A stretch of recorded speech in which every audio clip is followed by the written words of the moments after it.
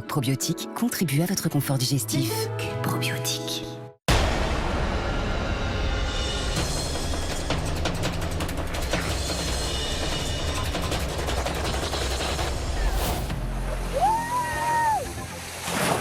Ça fait combien de piscines en tout? J'ai arrêté de compter. On est la ville des citernes, et même le pays des citernes. On y va, on descend dans la grotte. C'est magnifique. Tous ces dégâts, sous terre et à la surface, sont déjà irréversibles. On a dû repousser des narcos qui sont arrivés avec 10 camionnettes. Ce n'est pas la seule fois qu'ils ont essayé de prendre la ville.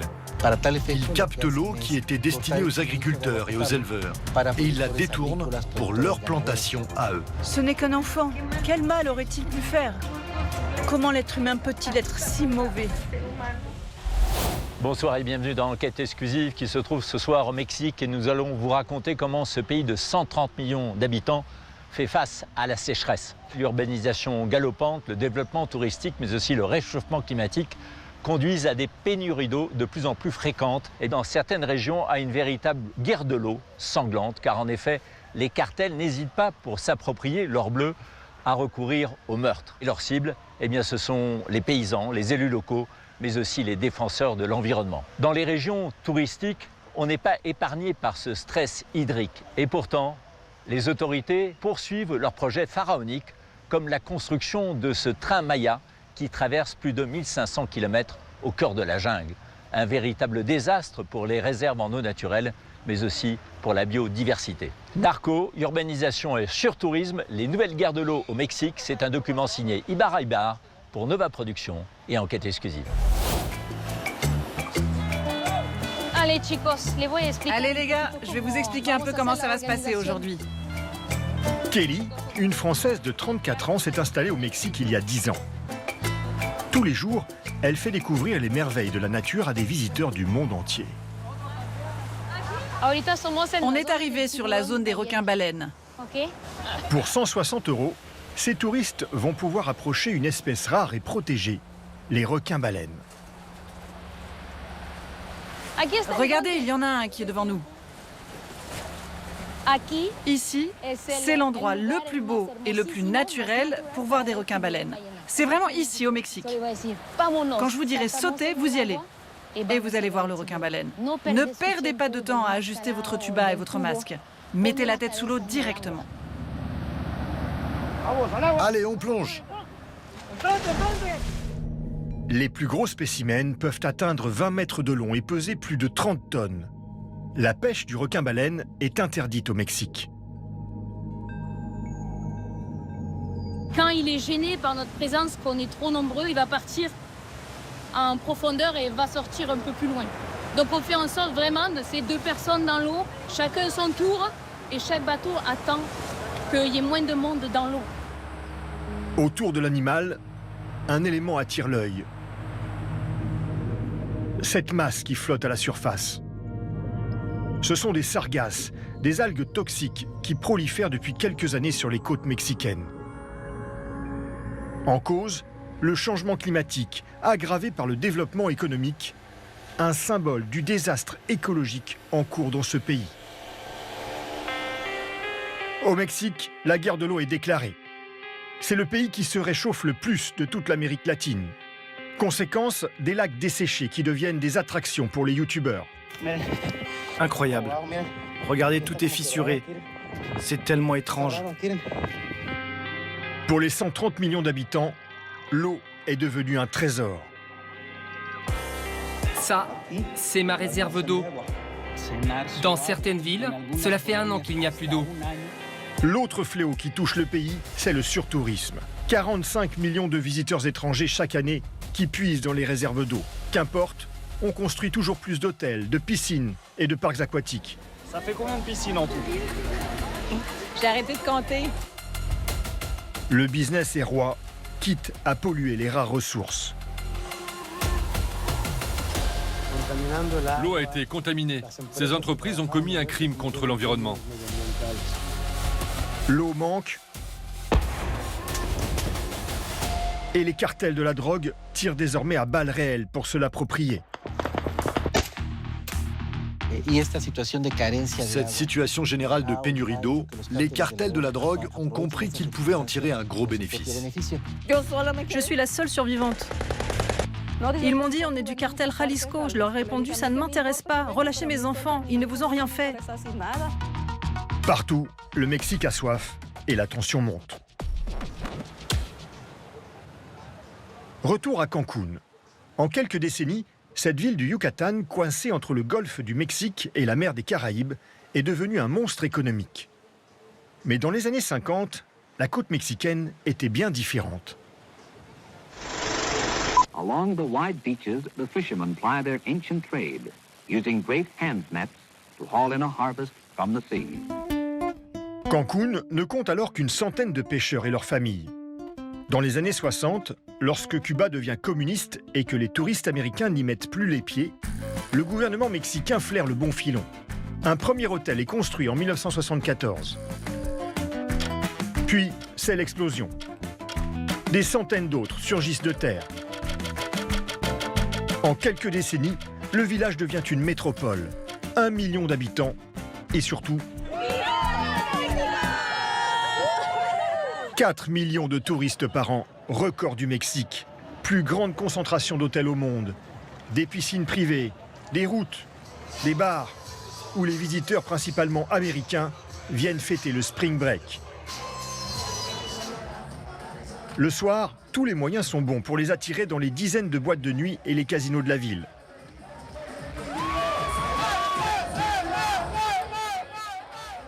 Un bienfait pour l'économie, mais à force, l'eau vient à manquer.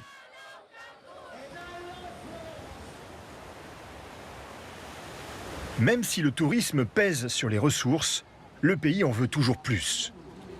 Nous nous en rendons compte au tout début de l'été, en plein centre de Cancún. Ce jour-là, une parade est organisée.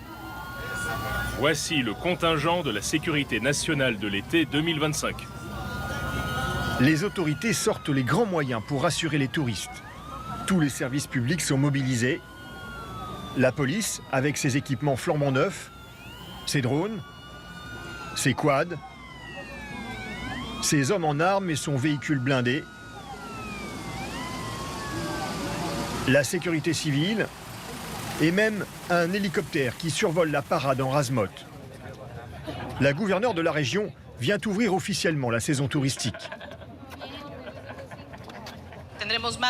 Nous allons accueillir plus de 2 millions de touristes cette année. Et nous voulons qu'il en vienne davantage. Il y a de plus en plus de liaisons aériennes, mais nous en voulons encore plus. Il n'y a jamais assez d'avions. Mais tout dépend encore beaucoup de nous, de notre capacité à prendre les bonnes décisions. On va exploser tous les records. Vous avez écouté le discours de la première femme gouverneure du Quintana Roo. Pour développer son économie, le Mexique a lancé il y a quelques années un projet pharaonique, le train Maya. L'objectif est de relier les points les plus connus du pays, les ruines mayas de Tulum, Cancún, la grande pyramide de Chichén Itzá, et ainsi faciliter les déplacements des touristes dans ce territoire immense. Mais aussi désenclaver les régions les plus pauvres, les États de Tabasco et du Chiapas. C'est le train de la prospérité partagée et de la justice sociale. 2 gares ont ouvert récemment et on sent déjà la richesse arriver chez nous. Le train Maya va permettre de développer encore davantage le tourisme et l'économie de la région. Le problème, c'est que sa construction est un désastre écologique qui risque d'impacter un peu plus les réserves en eau. Sa construction va coûter 30 milliards d'euros pour 1500 km de rails. Le pays en est fier à tel point qu'il diffuse des campagnes publicitaires à la télé mexicaine. Monte dans ce train. Il va te connecter à la modernité et au passé de notre pays. Nous sommes tous train Maya. Ce fameux train, le voici. Les premiers wagons, construits en partie par la multinationale française Alstom, sont déjà en circulation. Rien de spectaculaire, il ressemble à un train de chez nous, même siège et même wagon-restaurant. Mais le plus important se situe à l'extérieur. Toute la région est en travaux. Des hôtels, des routes, des centres commerciaux. D'après l'ONU, grâce à ce train Maya, 1 million de familles mexicaines vont sortir de la misère dans un pays où 30% de la population vit sous le seuil de pauvreté.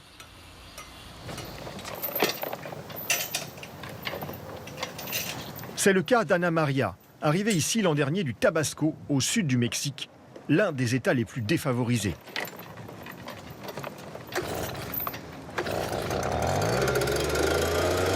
Cette mère de famille de 43 ans a tout de suite trouvé du travail.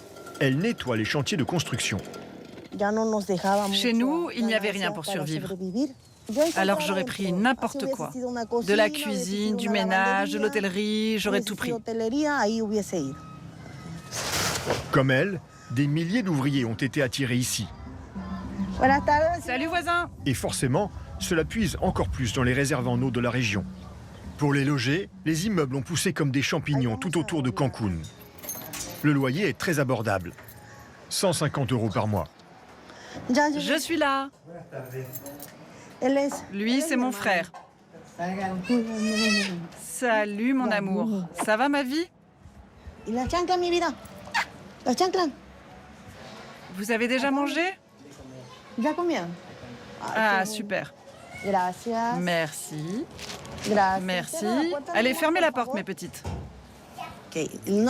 Avant, la maison que j'avais était très différente. C'était tout simple, de la tôle ondulée. Le toit était en tôle et aussi tous les murs. Tout ce que je possède, je l'ai acheté ici, grâce à Dieu. C'est ici que j'ai acheté ce frigidaire. Ici que j'ai acheté aussi ce micro-ondes. Et venez voir la machine à laver. Elle a l'air numérique, mais elle marche comme ça, en fait. Ana Maria a même la climatisation, comme tous ses voisins. Une bénédiction par 43 degrés. Et si cela contribue au réchauffement climatique, ce n'est pas sa priorité. Dans sa région d'origine, elle survivait en vendant des légumes et des poules élevées dans son jardin. Aujourd'hui, elle gagne 500 € par mois, 10% de plus que le salaire minimum mexicain. Le fait d'avoir un emploi et un vrai revenu, ça change tout. Tout ça, c'est grâce au train Maya. Et c'est le cas pour beaucoup de gens ici. Des appartements tout confort, du travail pour tout le monde. Mais les ressources naturelles du Yucatan sont-elles suffisantes pour digérer une telle augmentation de population? Dans la région, les seules sources d'eau douce sont cet immense réseau de rivières souterraines reliées par des cénotes, des lacs millénaires cachés dans des grottes. Les cénotes récoltent l'eau de pluie. Ce sont aussi des merveilles de la nature qui attirent les touristes par millions. Or, un rapport de l'Université nationale du Mexique a récemment alerté. En 25 ans, le niveau d'eau dans les rivières et les cénotes a diminué de 70%. En cause, le réchauffement climatique et surtout l'augmentation massive de la population et du nombre de touristes qui puisent toujours plus d'eau. Et le train Maya aggrave la situation.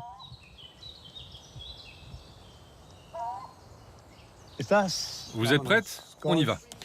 Roberto Roro est biologiste et spécialiste des cénotes. On passe par en dessous. Depuis des années, il fait découvrir aux touristes les trésors naturels du Yucatan. Vous avez entendu? C'est le chant de l'oiseau mot-mot. Il fait son nid dans les grottes. Ça veut dire qu'il y a de l'eau pas loin. Les Mayas avaient l'habitude de se laisser guider par ces oiseaux pour trouver de l'eau. Roberto s'est donné pour mission de protéger la nature mexicaine, en particulier les réserves d'eau souterraines.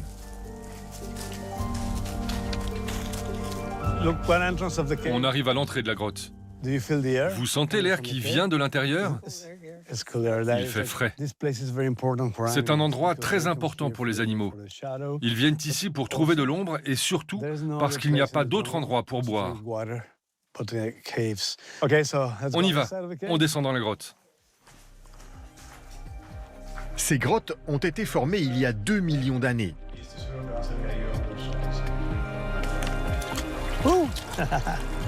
Une réserve d'eau douce de 163 000 km² qui s'étend sous tout le Yucatan. Ah, c'est magnifique! Une dernière chose avant d'aller plus loin. Vous devez rester bien en ligne. Il faut surtout ne rien abîmer dans la grotte. C'est un écosystème entier ici. Regardez, il y a des animaux, des chauves-souris, il y a de la vie. Wow. Il va falloir nager, mais ce n'est pas très long.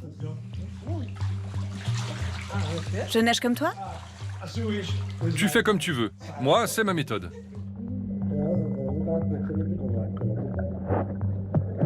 L'eau est parfaitement pure et préservée.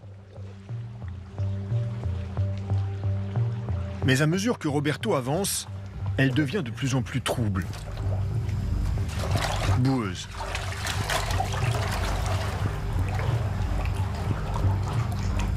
C'est une honte, un vrai cauchemar. Et il y a un responsable, le train Maya. Ce sont les piliers de soutènement de la voie ferrée situés plusieurs mètres au-dessus. En mars 2024, les travaux ont détruit les plafonds calcaires de plusieurs centaines de grottes comme celle-ci. C'est triste, c'est tellement triste. Regardez, je vais vous montrer des vidéos.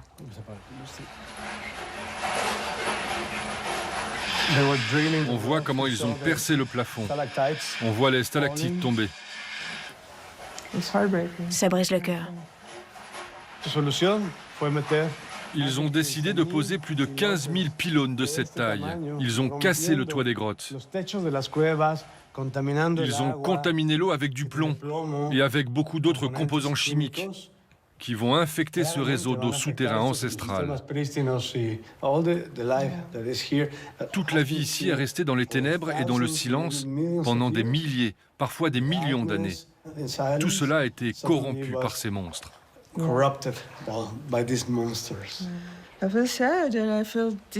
me sens triste et découragée. Et j'ai peu d'espoir car tous ces dégâts, sous terre et à la surface, sont déjà irréversibles. Les personnes qui ont autorisé ces travaux, les entreprises qui les ont réalisés, ont commis des crimes environnementaux. Ils doivent être jugés et punis.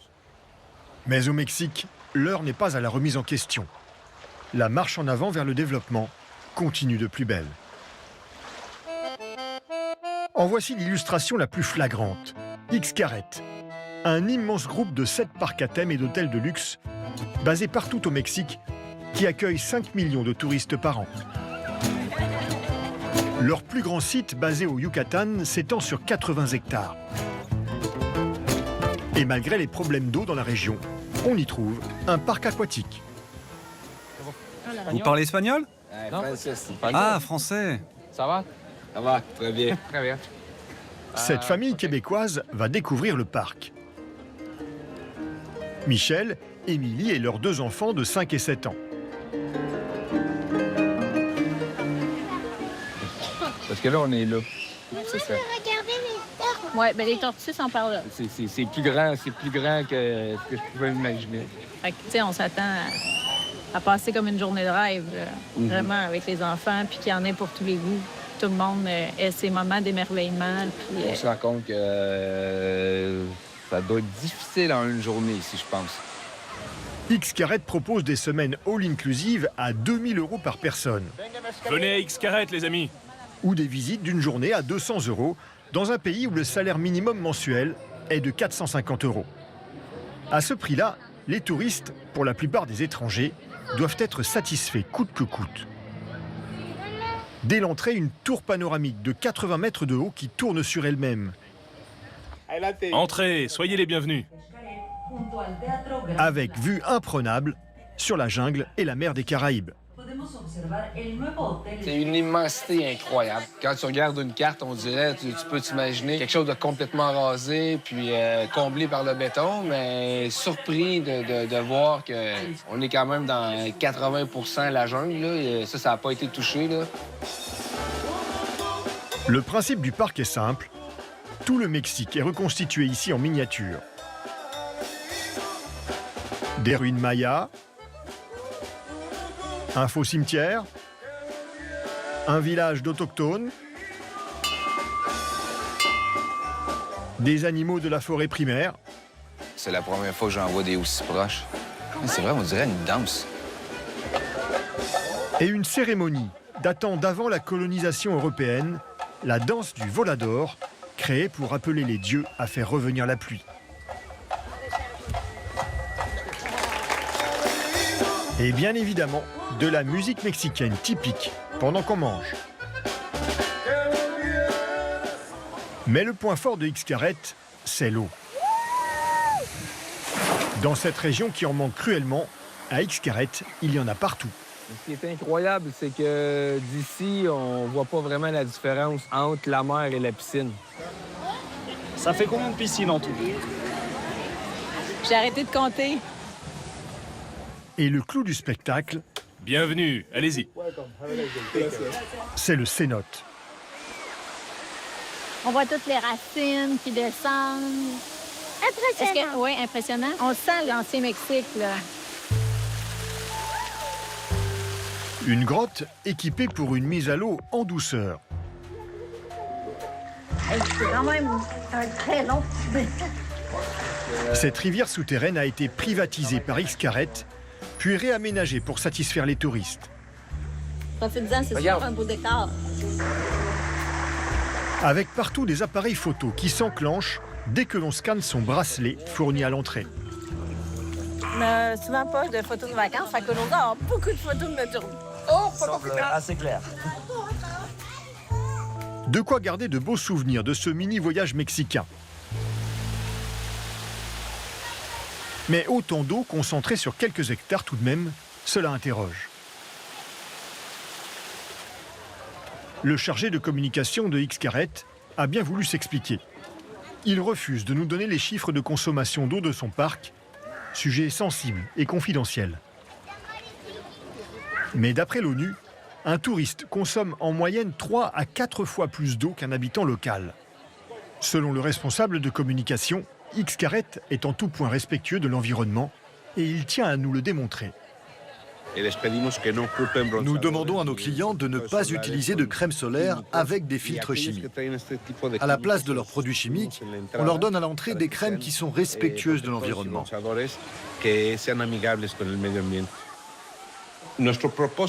Notre objectif, c'est de rendre la planète plus heureuse, tout en partageant notre amour pour le Mexique. Chaque client reçoit une gourde afin qu'il n'utilise pas de bouteilles en plastique jetable. Pourtant, les exigences du tourisme international ne sont pas vraiment compatibles avec les économies d'eau. Dans chaque chambre, une douche et une grande baignoire. Heureusement pour nous, il n'y a pas de problème d'eau dans la région, parce qu'il pleut toute l'année et les réserves d'eau se remplissent facilement. Et puis 100% de l'eau que nous utilisons ici est retraitée, puis rendue totalement pure dans la nature.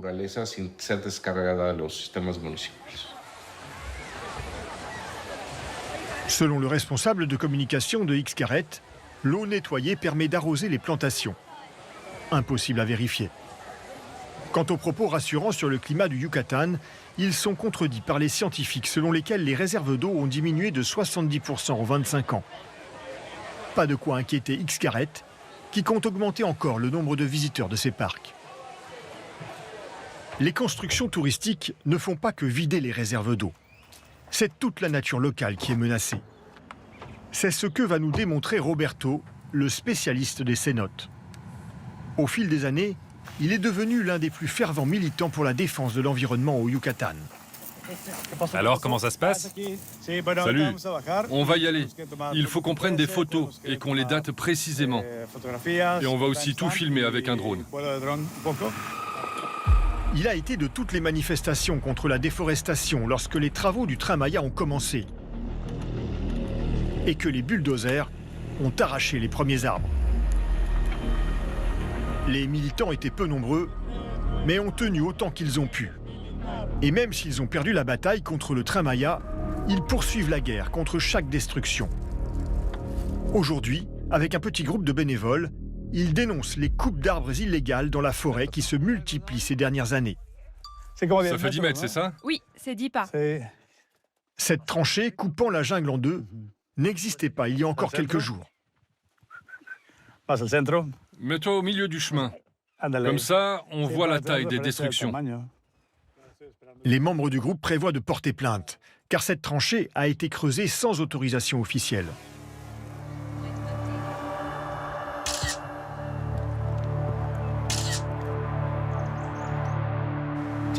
C'est rasé sur 1,6 km. Waouh, c'est beaucoup. À côté de la tranchée principale, l'équipe découvre d'autres destructions qui balafrent la jungle. Sans doute des projets de construction d'hôtels, de routes ou de magasins. Et avant, il n'y avait rien ici? Non, juste ce petit sentier, c'est tout. Le reste, c'était la jungle. Au sol, l'équipe découvre un indice qui prouve que le chantier est récent. Il s'agit d'une offrande. Regardez, il y a un cercle, du chocolat, des bonbons. C'est pour les esprits de la forêt, pour se faire pardonner d'avoir creusé ce chemin. Ça peut paraître risible que les ouvriers demandent la permission aux dieux, mais en fait, les gens ici prennent ça très au sérieux. Ils en ont vraiment très peur. C'est étonnant cette offrande si moderne avec ces chocolats et même des chewing-gums dans leur emballage. Couper les arbres a un impact sur la forêt, bien sûr, mais aussi sur l'eau. Car moins d'arbres égale moins de pluie, moins de porosité dans le sol grâce à leurs racines, et donc moins d'eau qui pénètre dans les grottes souterraines. Parmi les militants, Tristan, un Français de 38 ans qui s'est installé au Mexique il y a 15 ans. Des fois, c'est difficile de rester optimiste quand même ici. On a un pays qui est parmi les pays avec le plus de biodiversité au monde, avec le plus d'écosystèmes, avec le plus d'espèces animales et végétales. Et puis, on le détruit comme s'il n'y avait rien et comme s'il n'y avait aucun intérêt dans toute cette jungle et aucune espèce à protéger. C'est quand même... Ça fait toujours mal au cœur. Ça fait toujours très très mal au cœur. Tristan et Roberto, dans ce combat bien inégal, ont pourtant obtenu récemment une victoire. Ils sont parvenus à faire interdire la construction d'une route qui devait contourner la ville touristique de Tulum. Le train, c'est une première chose, mais en fait, derrière, cette construction-là, elle a amené d'autres constructions aussi. D'ailleurs, là, on va passer là, sur la droite, toute l'entrée, là, tu vas voir un promoteur qui est en train de construire des maisons, des apparts, de vendre des terrains. Ils ont détruit énormément de gens. Tout ça sans permis. Donc là, on est en train d'impacter énormément la dernière forêt primaire du Mexique, finalement. Et ça, c'est extrêmement grave. Ici, la justice a interdit la poursuite des travaux. Mais il faudra des années pour que les arbres repoussent. La plupart des animaux n'osent pas traverser ce type de chemin. Même les oiseaux migrateurs ont peur de survoler les zones où passe le train Maya. Toutes ces coupes fragmentent la jungle. Elles produisent un effet de frontière, c'est-à-dire que la température et l'humidité changent. Et cela se répercute sur plusieurs mètres à l'intérieur de la forêt. Ce phénomène se produit à chaque tronçon détruit. Et donc, les conditions climatiques locales se transforment peu à peu. Finalement, la fragmentation de la jungle, c'est le début de sa disparition. Pire encore, ces coupes mettent directement en péril les sources d'eau de la région. Des millions d'arbres ont été arrachés pour la construction du train Maya. Or, ils solidifient le sol avec leurs racines. Résultat, des centaines de cénotes ont déjà été totalement ou partiellement détruits. Celui-ci, par exemple, pile sous les rails du train Maya, ou cet autre, bouché par les travaux. Ce jour-là, Roberto, Tristan et leur équipe partent en expédition.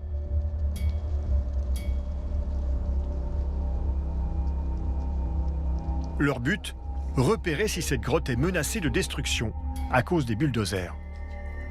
Si vous voulez vous arrêter, si vous êtes stressé, vous faites ce signe. Mais le plus important, c'est ce geste-là pour dire que tout va bien. C'est Tristan qui va mener les opérations lors de cette sortie délicate. En France, il était plongeur sous-marin en haute mer.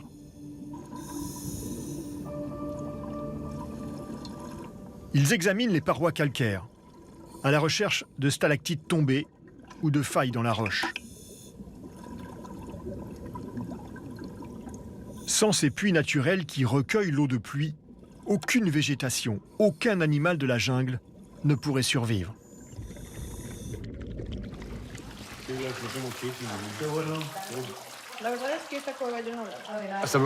Pour le moment, la trouée dans la jungle n'a pas causé de catastrophe sous terre. Mais c'est parce qu'ils viennent à peine d'arracher les arbres. Dès que les camions chargés de béton commenceront à circuler là-haut, j'ai très peur que cette partie s'effondre, car à certains endroits, la roche n'est pas épaisse. On arrive donc un peu tard, mais il est encore temps d'éviter d'autres destructions et de faire en sorte que ces merveilles soient préservées pour toujours. Environnement détruit, constructions anarchiques, pollution de l'eau, toute la région souffre du surtourisme et de ses conséquences.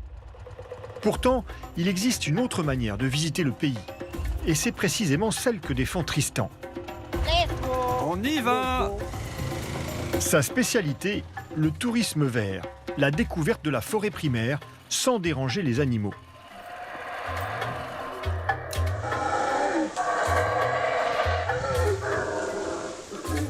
Les singes nous souhaitent la bienvenue dans la jungle.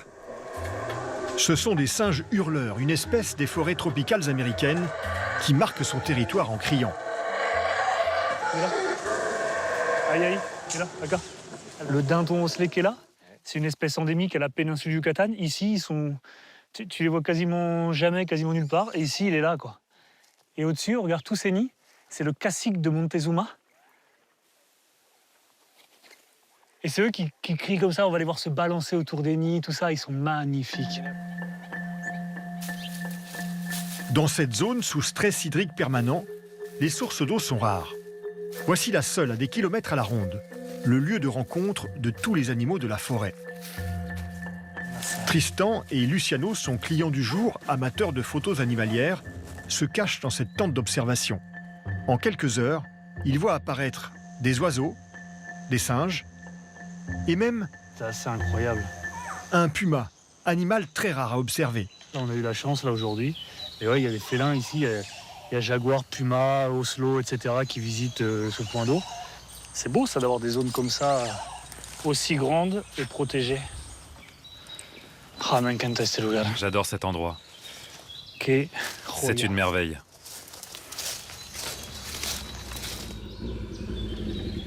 Le tourisme que propose Tristan, c'est aussi faire partager des moments authentiques avec les habitants de la région. Bonjour ma chère, tu m'as manqué. Comme son amie Maria, 75 ans, qui vit dans la forêt, la seule présence humaine à des kilomètres. Comment tu fais? C'est tellement chaud. Je vais toujours avoir besoin de toi pour les attraper. Si tu en veux encore, je t'en prépare une autre.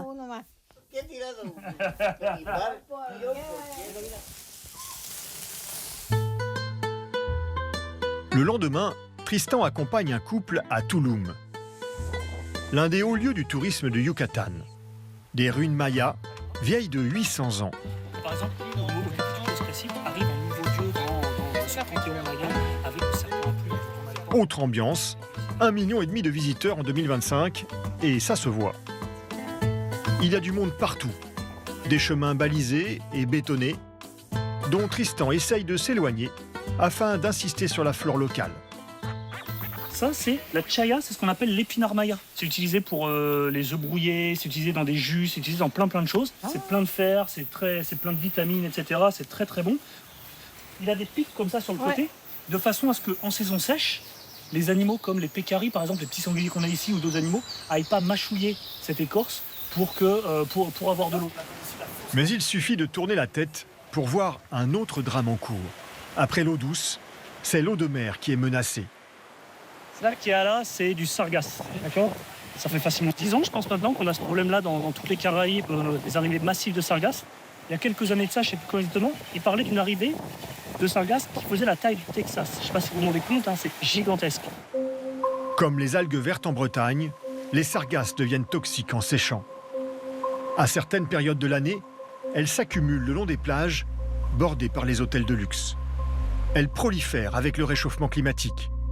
Que ce soit avec le surtourisme ou la dégradation du climat, les ressources naturelles du Mexique sont en péril. Elles en deviennent d'autant plus précieuses. Dans certaines régions, comme dans l'état du Michoacán, l'eau attise toutes les convoitises. Désormais, les cartels de la drogue tirent à balles réelles pour se l'accaparer. Ces images de drones ont été filmées dans les montagnes par les autorités locales en mars 2024, au plus fort de la sécheresse. Les hommes de main des cartels bombardent des fermes à l'aide de drones. Puis ils s'approchent, lourdement armés, et tirent dans la direction des paysans.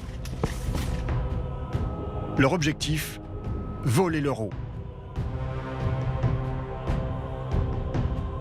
Le phénomène s'est accentué ces dernières années. C'est un sujet tabou au Mexique, où rares sont ceux qui prennent le risque de dénoncer les cartels. Héctor Pedro, un consultant pour les grandes entreprises, a accepté de nous répondre, mais dans sa voiture, à l'abri des regards. Cette situation générale de pénurie d'eau, les cartels de la drogue ont compris qu'ils pouvaient en tirer un gros bénéfice. Ils ont décidé de récupérer tous les territoires qui ont des ressources en eau et de prendre le contrôle de leurs puits. Ils captent l'eau qui était destinée aux agriculteurs et aux éleveurs et ils la détournent pour leur plantation à eux. Sinon, ils volent l'eau tout simplement en utilisant un réseau de tuyaux et de camions-citernes. Puis, ils la revendent à des prix évidemment exorbitants. Il est dangereux de se rendre au Michoacán où les cartels font la loi. Voici Anna, et voici son système immunitaire, qui la protège face au changement de saison. Alors, tous les matins, elle boit son Actimel, avec ses vitamines pour soutenir ses cellules immunitaires. Et toujours avec ses milliards de ferments L-caséi exclusifs. Votre allié immunité, Actimel de Danone. Partez en quête des bouteilles Actimel Minecraft et tentez de remporter de nombreuses surprises. Pour réduire votre empreinte carbone, il faut intensifier la mobilité électrifiée au sein du système énergétique en mutation. Vous trouvez ça trop compliqué? Nous aussi. Recharger sa voiture électrique, ça doit être simple. Leclerc lance Chargelec, le plein électrique à prix Leclerc, avec un tarif au kilowattheure simple et accessible à tous. Téléchargez l'appli Chargelec et rechargez votre voiture sur plus de 3000 points de charge. Leclerc. Un dessert Alsa, c'est le plaisir de créer et de délicieux moments à partager. Alsa, faire un dessert, c'est donner de l'amour. Et pour tous les gourmands, rien de plus simple que ces bons cookies aux pépites de chocolat. Allez les gars, on se réveille s'il vous plaît, on lâche rien. Et on envoie un bœuf table 32 rue Bichat. Première porte à droite, ascenseur au fond du couloir. Toqué, la sonnette est cassée. Bonne soirée. Allez. Des plats de chef sans bouger de chez vous. Deliveroo. Ah, là, on est bien. On passe sa vie à jouer un rôle sans jamais vraiment être soi-même.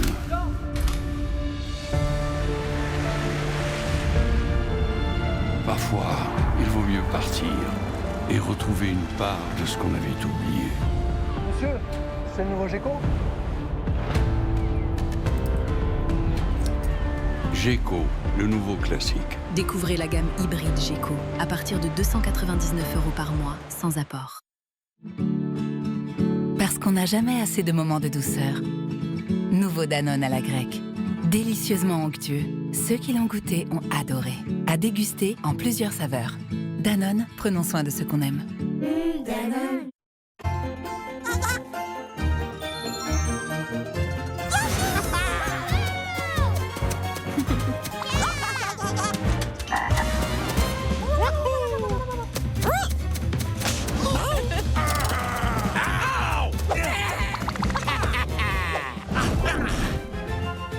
Découvrez de nouvelles galaxies avec Happy Meal et Super Mario Galaxy le film, exclusivement au cinéma. Les grandes histoires parlent de nous, de ce qui nous lie. L'amour, nos combats. On ne manquera pas de se revoir. Vive la révolution! Nos défis, notre complicité, notre joie d'être ensemble. Je vais dire un truc que j'ai jamais dit à personne. Parce qu'il nous ressemble, le cinéma nous rassemble. Seulement sur Canal+. C'est tout un art.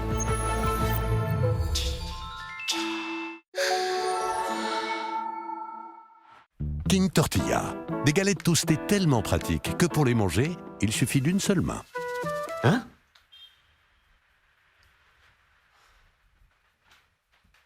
Oh, les fils de... King Tortilla. Les galettes toastées qui se mangent à une main. Version veggie ou pas. Burger King. 5 minutes.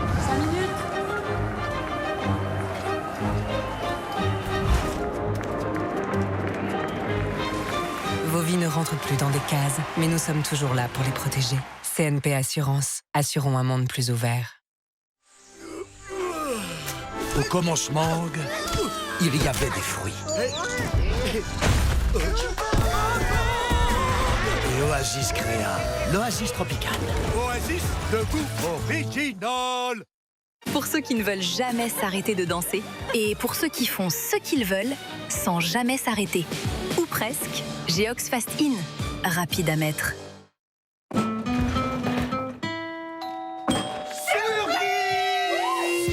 Il est trop beau ton appart. Avec Erta, ça n'a jamais été aussi simple de se retrouver. Erta, le goût des choses simples. C'est quoi ça? Une nouvelle voiture? Avec virtual pédale. Ah ouais, climatisation automatique bisoune. Et caméra de recul. Il y a même le tapis de coffre réversible. Avec autant d'options de série, il y a de quoi se poser des questions. En ce moment, la Skoda Octavia Clever Edition est à partir de 319 € par mois sans apport. Skoda. Donner son sang ou son plasma, on y a tous déjà pensé. Mais du coup, toi tu donnes? Et toi? Bah ouais. Ah ouais? Et vous? Votre prochain don, c'est pour quand? Chez Rumo, nous travaillons chaque jour avec la méthode Lenta Lavorazione, en consacrant du temps à ce que nous aimons, les pâtes. Pasta Rumo, tenue exceptionnelle à la cuisson.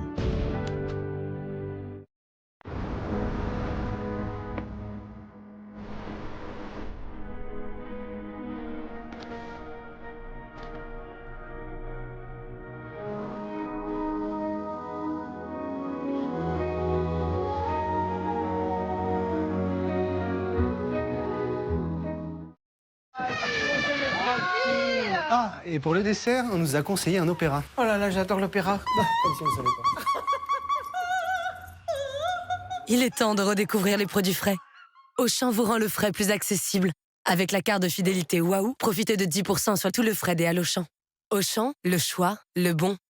En vrai, le leasing, c'est quand même pratique. Tu payes un peu tous les mois. Bon, le hic, c'est que quand tu te fais voler ta voiture, tu continues de payer. Et là, c'est carrément du losing. Alors qu'à la Maïf, en cas de vol de votre véhicule en leasing, nous remboursons le loueur et votre apport initial. Maïf, assureur militant.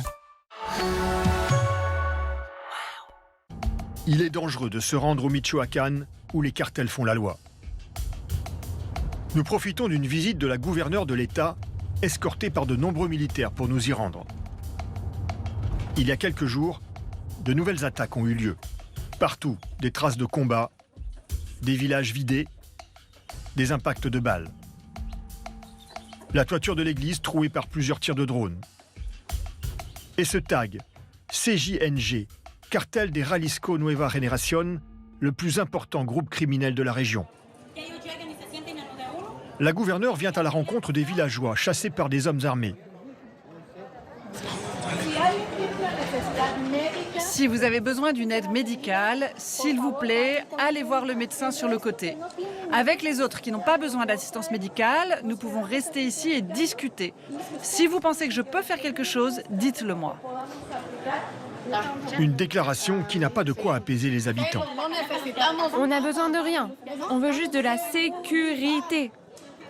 Expliquez-moi pourquoi les soldats n'ont pas entendu les coups de feu alors que les balles ont tapé près de leur caserne. Pourquoi le gouvernement n'est au courant de rien? Pourquoi vous venez avec des militaires s'ils ne font rien? Malaise.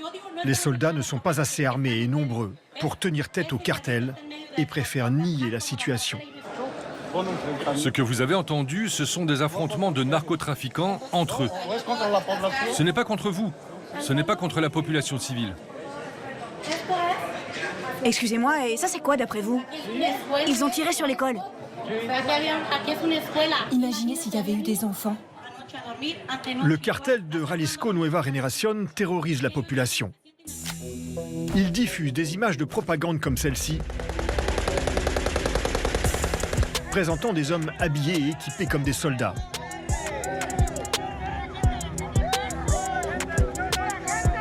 Si le trafic de drogue constitue l'essentiel de ses activités, il contrôle également tous les pans de l'économie. notamment l'exploitation des mines et la production d'avocats.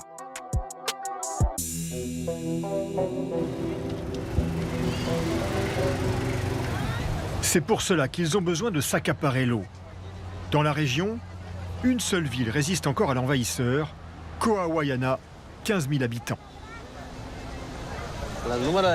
Il faut vérifier les numéros de série. Ils ont été effacés. Et dis-moi, qui t'a amené ces motos? Il faut vérifier d'abord si elles ont été volées. Moi, j'en ai marre de gérer tout ça.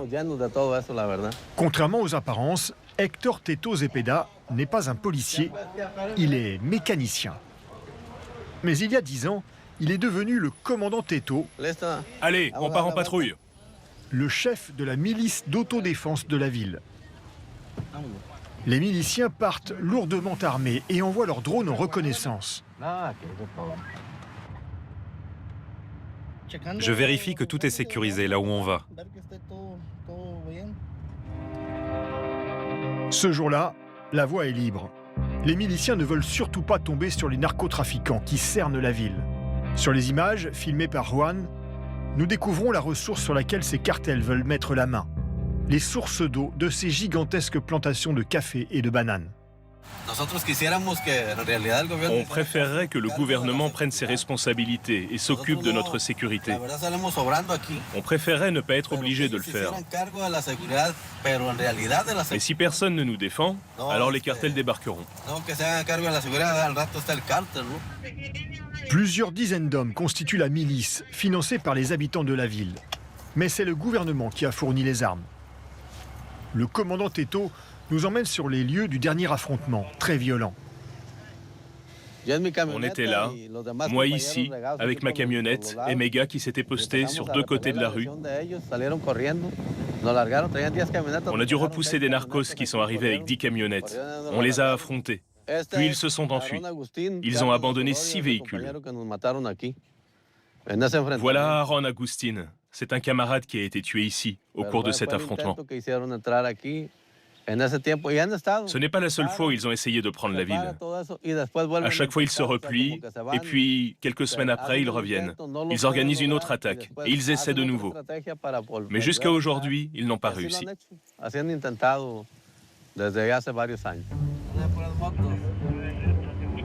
Une pression permanente. Pour prévenir de nouvelles attaques, le commandant Teto a fait installer une dizaine de caméras aux différentes entrées du village, reliées à un écran de contrôle dans son bureau. Les caméras ont été payées par l'association des planteurs de bananes. Les narcos savent que les communautés locales ont beaucoup de ressources par ici. Et ils savent maintenant qu'elles se battent pour elles. Placardés sur le mur, les portraits des camarades morts au combat pour défendre le village. Cette résistance attire de nombreux habitants des environs, chassés de chez eux par les narcos, comme Elvira, qui vient chercher de l'aide auprès du commandant Teto. Quelles sont les nouvelles? Pour l'instant, toujours rien. On attend qu'ils nous préviennent et dans ce cas, on ira sur place. Il y a 4 mois, toute sa famille a été massacrée par les narcotrafiquants. L'armée vient à peine de récupérer les corps. On va voir s'ils vous rendent enfin le corps de vos enfants. Nous, on va aussi vous aider autant qu'on pourra pour que vous puissiez aller sur place. Vous savez où vous voulez les enterrer? Oui, je veux qu'ils soient avec leur père. Pour chasser sa famille, les hommes du cartel ont fait preuve d'une violence insensée. Ils m'ont dit, on est du cartel Jalisco. Moi, je leur ai dit, ça ne m'intéresse pas. Lâchez mes enfants, ils ne vous ont rien fait. Mais ils n'ont pas voulu les libérer. Ils les ont traînés vers les champs, en bas de la maison, et ils les jetaient à terre, ils les frappaient, les relevaient et recommençaient. Et puis, mon plus jeune fils est arrivé des champs où il travaillait, avec un voisin. Ils l'ont pris lui aussi, et ils l'ont tué. Je suis la seule survivante. Maintenant, je suis toute seule, sans mes fils pour me soutenir. Les habitants sont isolés, laissés pour compte. Et dans ce pays où la violence des cartels est monnaie courante, leur détresse ne trouve plus d'écho auprès des autorités.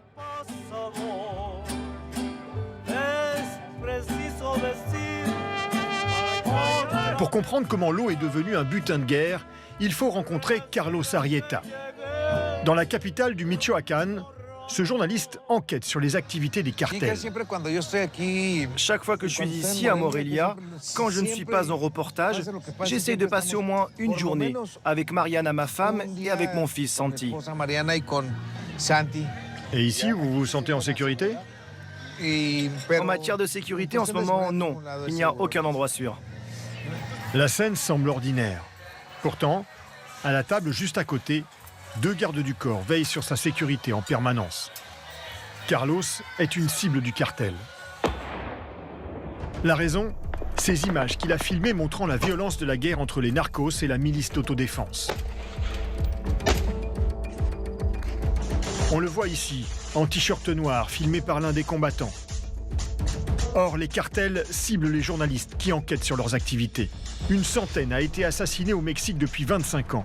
Carlos reçoit régulièrement des menaces de mort. Toute sa famille a dû s'adapter. Sa femme travaille désormais à domicile.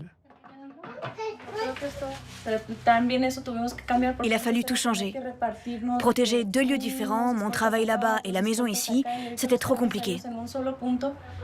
Elle est coiffeuse et reçoit maintenant ses clientes chez elle. Je te fais quelque chose de léger avec des petites mèches en vague, ok?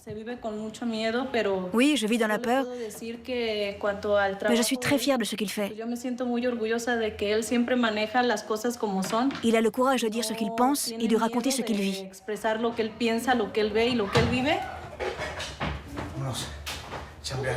Marina tremble à chaque reportage de son mari. Au revoir, mon fils.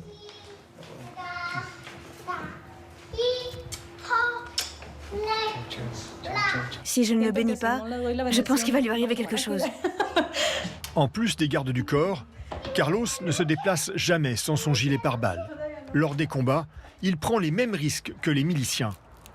Je me suis déjà pris 2 balles de fusil d'assaut R15. Une est entrée ici, elle s'est logée à l'intérieur. Et l'autre m'a touché un peu plus bas au niveau du nombril et elle est ressortie. Aujourd'hui, Carlos a rendez-vous avec le shérif de l'eau, Juan Carlos Oseguera Cortés. C'est le chef de la toute première brigade du pays, spécialisée dans le combat contre le vol de l'eau. Les autorités mexicaines ont finalement décidé de réagir. Son unité a été créée en 2025. Je voulais vous remercier parce que grâce à votre travail, enfin, les choses commencent à changer. Ok, portez-vous bien. À la prochaine. En fonction des besoins et des plaintes, nous disposons de moyens efficaces. 250 agents et environ 17 unités qui effectuent des patrouilles constantes. Elles traitent les plaintes déposées à la police, mais aussi les plaintes anonymes. Première mission du shérif de l'eau, rétablir la confiance dans les autorités. Et cela semble fonctionner. Malgré les risques de représailles, un homme ose venir lui parler. Il faut que je vous dise quelque chose. Concernant le vol de l'eau, il y a des pompes à eau. Où ça? À Lucas. À Lucas? Oui, à Lucas. Mais un particulier? J'ai vu de grandes pompes à eau. Ok, on va là-bas. Allez, on y va. Combien de temps pour aller là-bas? À peu près 20 minutes. 20 minutes? Ok. Allez, on y va. Mettez-vous de l'autre côté. Lorsque la brigade arrive sur place, près d'un lac, les voleurs d'eau, sans doute prévenus, se sont déjà enfuis.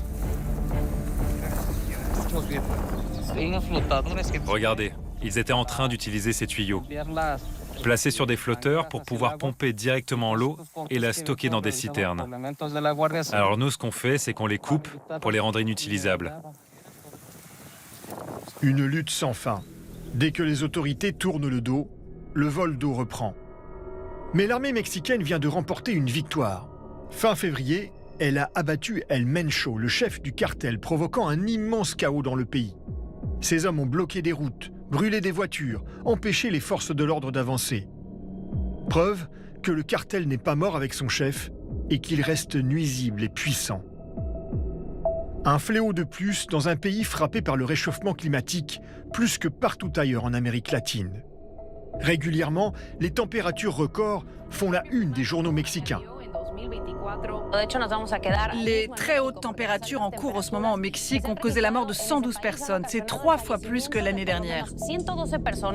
Le Mexique est aujourd'hui le pays le plus chaud de toute l'Amérique latine. Il va falloir s'y habituer car les 5 prochaines années vont être soit identiques, soit pires qu'aujourd'hui. Au printemps 2024, le Mexique vit l'une des pires sécheresses de son histoire. Des températures qui atteignent 50 degrés, des dizaines de morts. Depuis, partout dans le pays, le manque d'eau se fait ressentir au quotidien. Et dans certains États, ce ne sont pas les cartels qui se l'approprient, ce sont des multinationales. Nous sommes à San Cristobal de las Casas, au Chiapas. 200 000 habitants y vivent, à 2000 mètres d'altitude. Avec une pluviométrie égale à celle de l'Amazonie, on pourrait penser qu'ici l'eau n'est pas une obsession. Et pourtant si, et ce n'est pas qu'à cause du réchauffement climatique. Certaines entreprises sont mieux traitées que les particuliers. Bonjour, voilà votre eau. Merci. Et là, il y a le bidon vide. C'est 27 pesos. Gardez la monnaie. Merci. 27 pesos, 1,30 € le bidon de 20 litres. Comme tous les habitants, Antonino Garcia doit payer pour avoir de l'eau potable. Un comble pour cet ingénieur agronome et spécialiste de l'eau. Ça, c'est ma réserve d'eau potable. Il y a un bidon entamé et 2 que je garde pour plus tard. On ne peut pas boire l'eau du robinet distribuée par la municipalité. Donc, de fait, l'eau potable est privatisée parce qu'on doit l'acheter. Ni potable, ni fiable, car l'eau n'arrive dans les robinets en moyenne que 3 heures tous les 2 jours. Alors Antonino a installé tout un système pour ne pas en manquer. Vous voyez, c'est ici que je stocke l'eau. Ça peut contenir 3000 litres. Quand l'eau de la mairie arrive au robinet, il la stocke directement ici. Puis, grâce à plusieurs pompes, elle est dirigée vers le toit de l'immeuble, dans ces 3 citernes. Ici, vous avez les tuyaux qui remplissent les différentes citernes. Entre les pompes, les citernes et les bidons, ça m'a coûté 5 700 €. Les citernes sont reliées au robinet de la maison et lui permettent de faire couler l'eau quand il le désire, dans la cuisine ou la salle de bain. Sur les toits de ses voisins, on aperçoit les mêmes installations. On est la ville des citernes, et même le pays des citernes.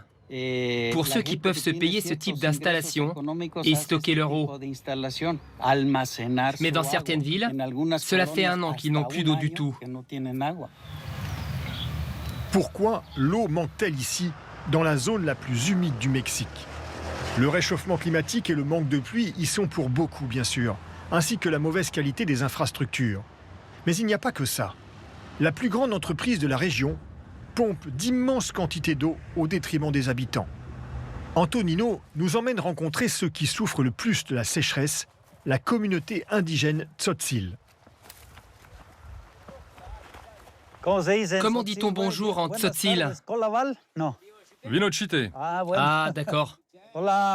Nous avons rendez-vous sur le réservoir d'eau dont dépendent 500 familles de la communauté. Comment ça va? Les pluies ont eu 2 mois de retard et c'est de pire en pire chaque année. L'eau est en train d'arriver. À partir de novembre, le réservoir a commencé à se vider. Et il ne s'est rempli à nouveau qu'au mois de mai, avec les premières pluies. Les Tzotzil souhaitent creuser un puits à leurs frais qui atteindrait la nappe phréatique afin d'avoir de l'eau en permanence. La Commission nationale de l'eau nous a répondu qu'elle interdit tous les puits profonds. Elle nous refuse l'autorisation. Pourquoi vous n'auriez pas une autorisation pour les eaux souterraines et un accès à l'eau qui est stockée là?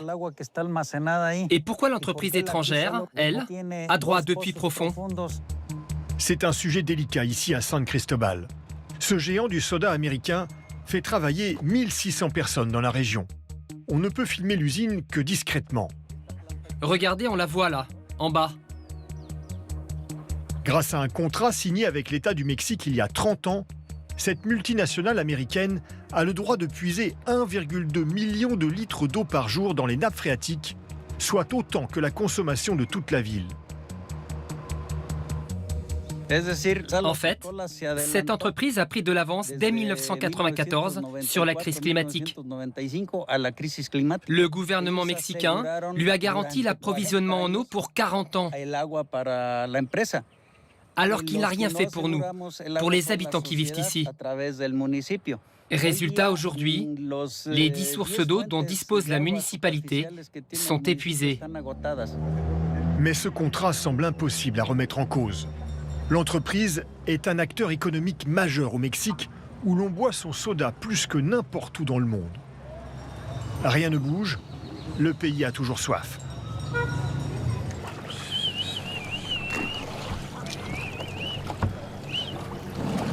Salut mec. C'est trop dur cette chaleur. Retour dans le Michoacán. Juan Antonio Gabriel fait partie des derniers pêcheurs du lac Pátzcuaro.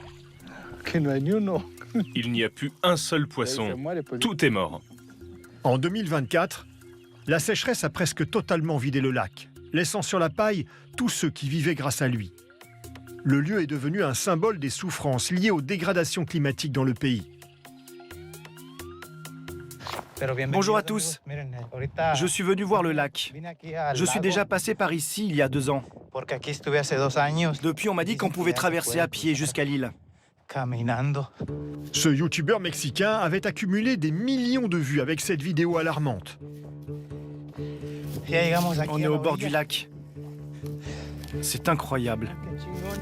Incroyable. Regardez, tout est fissuré. C'est tellement étrange. Je vais essayer de ne pas tomber.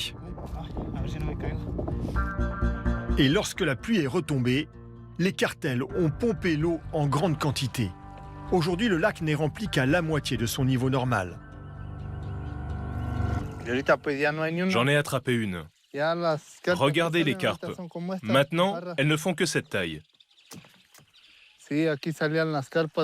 Avant, elles étaient plus grandes, 9 ou 10 kilos. Avec ça, je ne peux nourrir qu'une seule personne. Pour une famille de 6, il en faudrait une douzaine.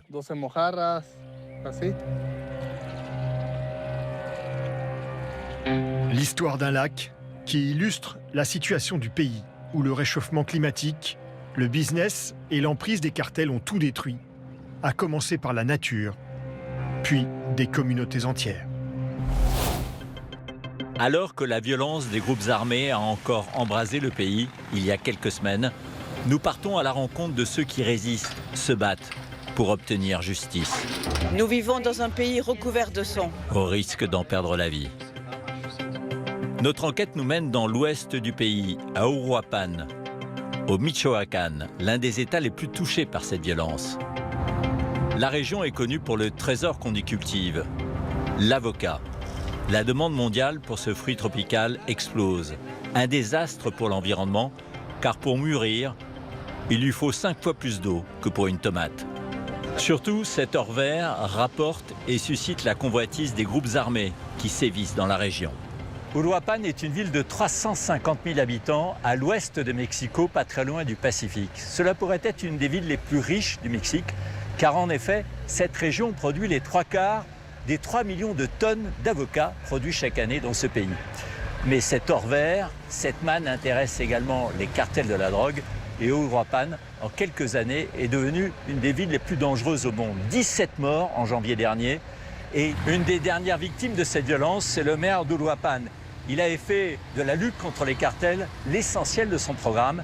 Il a été assassiné ici il y a 3 mois à peine. C'était le 1er novembre 2025, le jour des morts. 6 balles tirées en pleine foule, quelques secondes après ces images. Carlos Manzo est abattu sous les yeux de ses enfants, malgré la protection policière. Il était l'une des rares personnalités politiques du Mexique a élevé la voix contre les cartels. Ce ne sont pas les cartels ou les criminels qui nous ont portés au pouvoir. C'est le peuple. Vive Uruapan! Vive le Michoacán! Depuis des années, son fameux sombrero était devenu un symbole de la résistance et le nom de son mouvement politique. Il dénonçait, dans sa propre ville, la mainmise des groupes armés sur la filière de l'avocat. Dans la région, un producteur a accepté de nous raconter comment le crime organisé s'est infiltré au cœur de cette économie légale, à condition de rester anonyme, car comme Carlos Manzo, il risque sa vie en nous parlant. Vous connaissiez le maire qui a été assassiné? Carlos Manzo. Oui, Carlos Manzo. Pourquoi a-t-il été assassiné? Parce qu'il voulait combattre les cartels? Exactement. Il jouait un rôle qui n'était pas le sien. Ce rôle revenait à l'État fédéral, au gouvernement mexicain. Et lui, en tant que maire, il a osé s'en prendre aux différents cartels qui sont implantés par ici, chacun sur son territoire. Et comment s'y prenait-il? En faisant pression. Il a loué un hélicoptère, il a déployé ses forces de police dans les collines pour tenter de maîtriser la situation. Ce qui... Les observateurs politiques disaient que c'était quasi impossible que ça marche. Si l'État n'a pas été capable de les affronter et d'améliorer vraiment la situation, alors imaginez ce qu'un maire pouvait faire. Et son plan a fonctionné? Il a si bien fonctionné qu'ils l'ont tué, tout simplement. En fait, c'était ça son rôle. Être un héros, être un martyr. Cible privilégiée des critiques du maire, un système de racket généralisé qui touche les commerçants, les chauffeurs de taxi et bien sûr les producteurs d'avocats de toute la région. Cet or vert, il intéresse les cartels? En fait, c'est un sujet très délicat pour être franc. D'abord, nous sommes soumis à une sorte de taxe, pour ainsi dire, comme une contribution. Mais il y a aussi toute l'insécurité autour. Vous ne pouvez pas acheter un beau 4x4 dernier cri, parce que si on vous voit, on vous le vole. Oui, il y a beaucoup d'insécurité. Mais leur arrive-t-il de tuer des producteurs? Oui, ceux qui ne paient pas leur contribution. Bien sûr, cette contribution est contraignante et elle s'ajoute aux impôts que vous payez. Mais la production est rentable et d'une certaine façon, ils vous facturent selon la surface. Mais c'est aussi un risque de vivre ici, dans cette région. C'est l'une des villes les plus violentes au monde. On peut vivre ici sans avoir d'ennui en payant sa contribution. Mais dès qu'on dépasse le cadre, par exemple en donnant cette interview où je raconte ce qui se passe, le risque augmente. Vous n'avez pas peur? Peur? J'ai tellement peur que je pourrais faire dans mon pantalon. Je suis terrifié. Les bandes armées en viennent à tuer car l'avocat est un fruit qui rapporte. La filière pèse pour plus de 2 milliards d'euros dans le seul état du Michoacán. C'est le principal revenu de la région. Un business en plein essor car la consommation d'avocats a explosé ces dernières années, surtout chez le voisin nord-américain. Le Mexique est un des plus gros fournisseurs d'avocats des États-Unis. Les camions que vous voyez là alignés seront dans une douzaine d'heures à la frontière avec les États-Unis. Alors malgré les menaces de taxes par Donald Trump, eh bien, la filière n'a pas été totalement déstabilisée. En revanche, ce qui la déstabilise, ce sont les menaces des cartels qui se sont intéressés à cet or vert. Nous allons rencontrer un des plus gros producteurs d'avocats du Michoacán.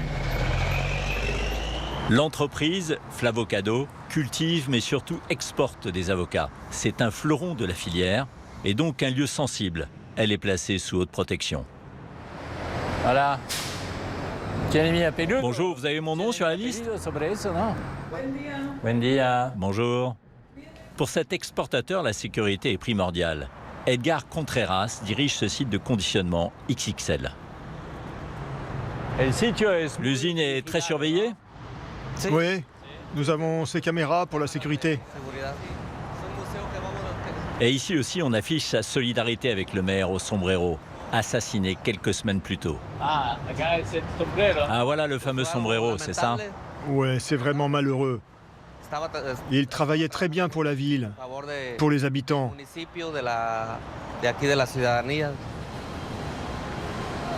Gracias. Flavocado est l'un des plus gros exportateurs de la région. Chaque année, l'entreprise récupère, emballe et expédie 25 000 tonnes d'avocats. Et cela? Ça, c'est la catégorie 32. Et quand faut-il le manger? Celui-ci, une fois qu'il sera sur le marché ou chez le distributeur, pas plus de 15 jours. 15 jours. 15 jours. La conservation et la logistique sont d'autant plus essentielles que 80% des avocats emballés ici partent vers les États-Unis, dans des camions réfrigérés. Et ça, c'est pour l'export? Pour les États-Unis, oui. Pour cet exportateur et ses entreprises partenaires chargées du transport, la sécurité est une préoccupation quotidienne, car les vols de marchandises sont fréquents. Il est même arrivé que des cargaisons entières soient volées sur l'autoroute par des groupes armés. 20 tonnes d'avocats passaient directement dans les mains du crime organisé. Mais vous échangez au sein de la filière pour éviter les extorsions, les vols de camions? Si, les compagnies de transport prennent des précautions. Il y a la surveillance GPS et les camions sont plus modernes maintenant. Il y a des caméras intégrées dans la cabine. Et nous avons insisté pour que les camions circulent de jour pour limiter les risques et ils ne circulent plus la nuit. Et ça évite les vols? Oui, ils diminuent. Des précautions utiles. Et ce camion, il va aux États-Unis?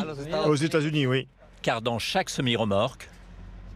Et alors, il y a combien de tonnes d'avocats là-dedans? 18 tonnes. 18 tonnes. L'équivalent au cours actuel de près de 20 000 euros. Une richesse qui met les conducteurs sous pression. Comment allez-vous? Très bien. Vous partez aujourd'hui? Oui, aujourd'hui. Vous n'avez pas peur, parfois? Si. Il y a beaucoup d'insécurité ici. Ça fait peur. Alors en plus, avec des avocats. Bonne route. Allez, merci. Au revoir. Bon, je peux enlever ça? Oui, bien sûr, oui. Ok. Muchas gracias. Muchas gracias por la visita. Ciao. Gracias. Après l'assassinat du maire, le gouvernement fédéral a envoyé près de 2000 gardes nationaux au Michoacán pour rétablir la sécurité. Mais récemment, toute la région s'est embrasée de nouveau. Les cartels ont bloqué des routes, semé la violence, une violence déclenchée par la mort du patron du plus gros cartel du pays, l'un des barons de la drogue les plus recherchés du monde, tué dans une opération militaire. Au total, 73 personnes ont été tuées dans les affrontements, dont 25 membres de la garde nationale. Face à un tel niveau de violence et d'impuissance de l'État, des critiques s'élèvent pour dénoncer des complicités au sein du pouvoir. Au Michoacán, les chefs d'entreprise et les politiques sont très prudents lorsqu'il s'agit de dénoncer la violence des cartels ou le pillage des ressources naturelles ou des ressources économiques. Rares sont ceux qui élèvent la voix. C'est le cas pourtant d'un député indépendant. Il était l'ami du maire assassiné. Il s'appelle Carlos Alessandro Bautista Tafoya. Il nous a reçus chez lui à condition que l'on garde son adresse secrète. Député du Parlement local du Michoacán, Alejandro Carlos Tafoya s'est imposé comme l'un des héritiers politiques du maire Carlos Manzo après son exécution. Ce n'est pas normal qu'il tue un chauffeur de taxi. Ce n'est pas normal qu'il tue un journaliste. Ce n'est pas normal qu'il tue un maire. Et qu'il s'attende à ce qu'on s'habitue à vivre dans cette tragédie. Cet homme d'affaires de 44 ans est propriétaire de plusieurs cafétérias et hôtels à Uruapan. Aujourd'hui, plus de 20 personnes sont chargées de sa sécurité personnelle. Bienvenue à Uruapan. C'est la meilleure ville du monde. J'aime beaucoup votre sombrero. Le mouvement du sombrero lancé avec le maire occupe désormais une place de premier plan dans la vie politique. Il attire les désabusés du pouvoir en place. Quand est-ce qu'est né ce mouvement du sombrero? C'était en 2017. Je me souviens de la première fois qu'on allait recueillir des signatures. Carlos portait un sombrero. Moi, j'en portais pas. Mais il m'a dit, un jour, on en portera tous. Et je lui ai répondu, d'accord, j'en porterai un. Je le mets depuis des années maintenant. C'est devenu un héritage pour moi. Et c'est arrivé parce que vous ne vouliez pas payer votre contribution au crime organisé? Oui, c'est toujours ce problème de la contribution. J'ai payé ma contribution pendant longtemps. Mais ces vols, ces extorsions, ça finit par affecter toute l'économie locale. Ça pousse les habitants à quitter leur ville et ça décourage les entrepreneurs qui voudraient réinvestir ici. Mais ils ne réinvestissent pas ici parce qu'ils ont peur, non? Que les conditions ne sont pas bonnes. C'est pas de leur faute, c'est le gouvernement qui est responsable. Le narcopoliticien, en quelque sorte, il joue avec la vie des citoyens. Car en effet, il tolère l'extorsion, il tolère les enlèvements, il tolère absolument tout. Les vols. Les narcopoliticiens, c'est le cancer de la société. C'est comme ça qu'est née ma haine pour ces gens-là. Et que je me suis dit, je dois m'engager, je dois gagner et on va s'en débarrasser. Et comment se manifeste le contrôle des cartels à Uruapan? Ils se pointent physiquement dans les entreprises, les commerces? Figurez-vous qu'il y a environ 80% des appels d'extorsion qui proviennent des prisons, ce qui est sidérant. Parce que comment peut-il y avoir des portables en prison? Ça donne une idée du niveau de corruption qu'il y a là-bas. Dans les autres cas, les escrocs vous préviennent. Ils utilisent même des groupes WhatsApp pour vous prévenir qu'ils vont passer à telle date pour récupérer l'argent, ou bien donner la date limite pour un dépôt. Et alors, si vous ne payez pas, eh bien par exemple, s'il s'agit d'un groupe de bouchers, ils peuvent tuer l'un d'entre eux pour bien faire comprendre aux autres qu'ils doivent payer. La violence extrême est liée à l'argent, mais aussi à la culture. C'est vrai. Et les tueurs sont souvent jeunes. Je ne peux pas critiquer les criminels. Parce qu'ils n'ont pas eu la même vie que moi. Ils ont eu une éducation différente, un environnement différent. Si chez eux, ils entendent les mêmes histoires de trafic de drogue à chaque repas, et que la personne la plus connue de la ville est un trafiquant, alors ils voudront lui ressembler. Parce qu'ils n'ont pas d'autre perspective. Ils ne connaissent rien d'autre. Moi, je suis très préoccupé par la question de l'avocat. Car Uruapan et tout l'État du Michoacán dépendent vraiment de l'avocat. C'est pourquoi il est important que les chefs d'entreprise, les producteurs d'avocats, ne se contentent pas d'exploiter nos ressources, mais qu'au contraire, en plus de payer leurs impôts, ils s'engagent pour améliorer nos écoles et la vie des jeunes ici. En 20 ans, la guerre du Mexique contre les cartels a fait plus de 400 000 morts. Je vous en prie. Un bilan macabre auquel il faut ajouter d'autres tragédies dévastatrices, au plus intime des familles. Nous faisons route vers l'État voisin du Jalisco et vers sa capitale, Guadalajara. Deuxième ville du Mexique, elle n'est pas épargnée par la violence des cartels. En ce moment, Super Mario Galaxy le film est exclusivement au cinéma. Retrouvez son menu chez McDonald's et ses 4 pièces dorées à collectionner. Et si vous découvrez une pièce rouge, partez en famille au Universal Orlando Resort. Au commencement, il y avait des fruits. Et Oasis créa l'Oasis Tropical. Oasis de goût original.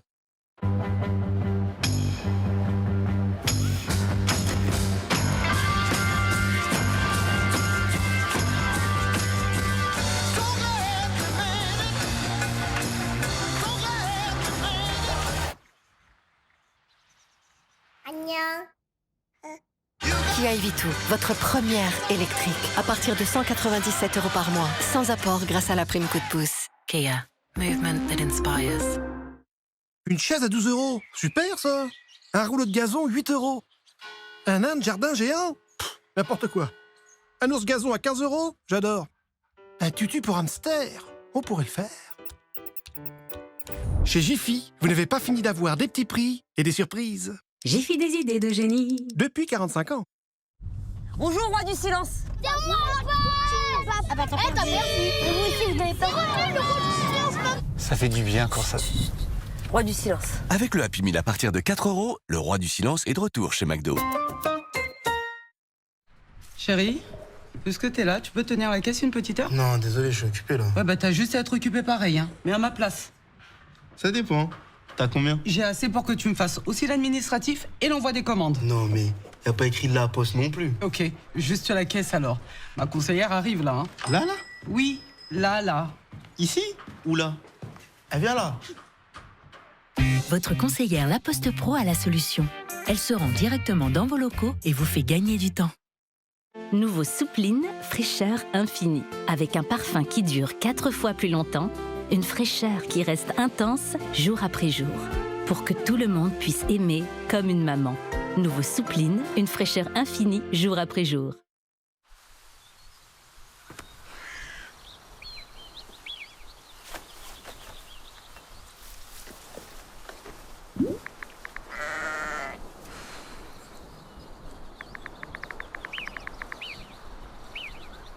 Trouvez le bien idéal selon vos points d'intérêt sur Se Loger.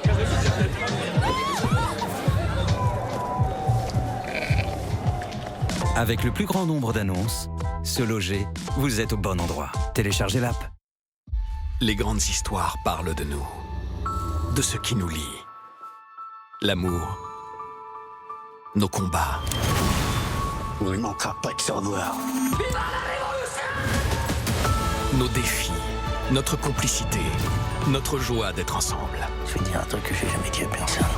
Parce qu'ils nous ressemblent, le cinéma nous rassemble. Seulement sur Canal+. C'est tout un art.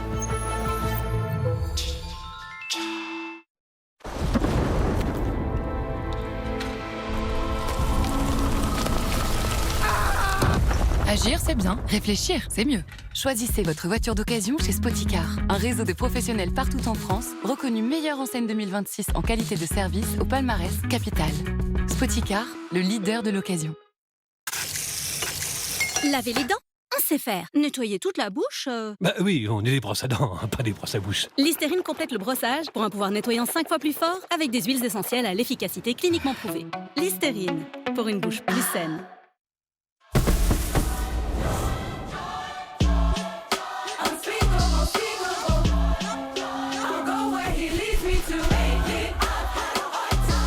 Façonné au cœur des Alpes. Evian, live young. J'ai failli pas te reconnaître. Mes lunettes peut-être. T'as encore changé. Comment tu fais? T'as les moyens toi? Mais chez Flelou, avec Nextier, tu as tes lunettes tout de suite et tu les payes en 1 an. Mais c'est fou. Mais c'est Flelou. Nextier, partez sans payer vos lunettes et vos aides auditives. Afflelou, c'est le bon choix. Dispositif médical. Pour réduire votre empreinte carbone, un réseau motorisé initie un processus de transition énergétique. Vous trouvez ça trop compliqué? Nous aussi. Près de 3/4 des camions Leclerc roulent au biocarburant HVO 100 pour réduire jusqu'à 90% les émissions de gaz à effet de serre. Leclerc. Il était une fois une philosophie simple, devenue signature, le plaisir de conduire. Aujourd'hui, BMW le réinvente avec la nouvelle BMW iX3. 805 km d'autonomie et une expérience à bord repensée pour donner du sens au moindre geste. Nouvelle BMW iX3, première d'une grande lignée. Parce qu'on n'a jamais assez de moments de douceur. Nouveau Danone à la grecque. Délicieusement onctueux, ceux qui l'ont goûté ont adoré. À déguster en plusieurs saveurs. Danone, prenons soin de ce qu'on aime. Danone. Le forfait Freemax avec Internet illimité en France et à l'étranger est-il vraiment révolutionnaire? Eh ben voilà, j'avais dit que j'allais trouver un resto à New York avec ça. Pas besoin d'Internet. Bon, qui veut manger italien? Eh ben ce sera vietnamien. Je t'envoie un mail pour que tu te pousses? Allez partout, sauf Shérif. Profitez d'Internet illimité en France et dans plus de 135 destinations avec le forfait révolutionnaire Freemax. Merci Free. Guadalajara. Deuxième ville du Mexique, elle n'est pas épargnée par la violence des cartels.